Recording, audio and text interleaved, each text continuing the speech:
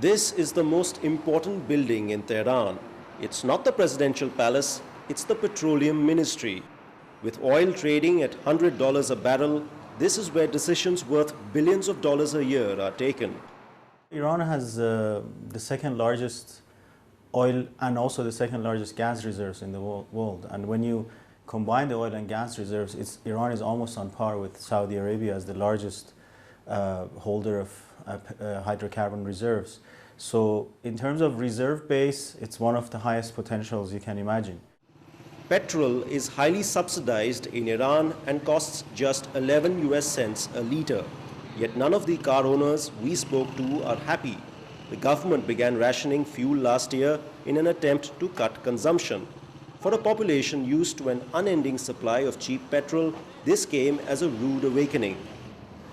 Mujtaba Shadifar drives to work every day and has to make do with just 4 litres a day. The only way he can commute now is by buying extra fuel from the black market. Is 4 litres a day enough? No, it's not enough because I have to drive more than 100 kilometers a day, and it's not enough. Apart from trying to cut consumption, rationing has reduced smuggling of Iran's oil. One of the key problems was that because of the low price of gasoline in Iran, there was a lot of smuggling activity across the different borders. From what I've heard from neighboring countries, especially Turkey, smuggling from Iran to those countries has been curbed, and I think that's a big achievement. I'm not sure whether the actual consumption of Iranian vehicles has been curbed. The biggest problem for Iran is its shortage of oil refineries. It just doesn't have enough to refine its own crude oil for domestic consumption. That means this oil exporting nation now faces the embarrassing situation of having to import over half of the refined petrol or gasoline needed by its own people. The government has announced plans to upgrade capacity at existing refineries and to build new ones, but this will take 6 years.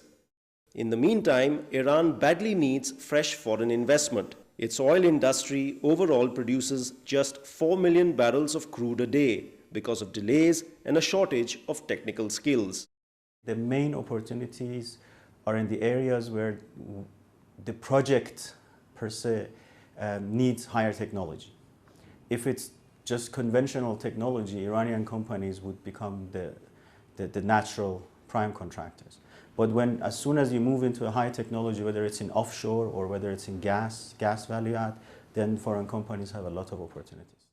Tehran has attracted $20 billion in funding for oil and gas projects since 1995 from foreign companies, including Royal Dutch Shell, British Petroleum and Total. But new investment is drying up because of the risk of war with the US and disenchantment with Iran's tight-fisted terms. Outsiders are offered contracts only to drill wells rather than operate fields and get just a small share of profits from output. Based on the constitution of the Islamic Republic of Iran, we cannot have investors from other countries for the upstream. So they cannot have access and they cannot have the property of the oil and gas in the reservoirs. But they can be a partner with us to produce oil or gas, and at the same time they can receive the interest, remuneration, and they can have enough of the benefit after they get to the oil and gas. The buyback formula is a profitable formula. It's not that you make a loss.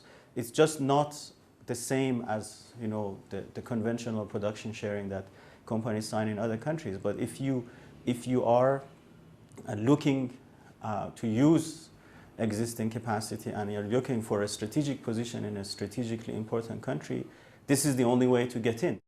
Oil may be Iran's primary source of revenue today, but gas is the future. At the huge South Pass gas field it shares with Qatar, Iran is laying the foundation of its geopolitical muscle for the next few decades. For those companies interested in long-term access to petroleum reserves, this may just be worth entering Iran for.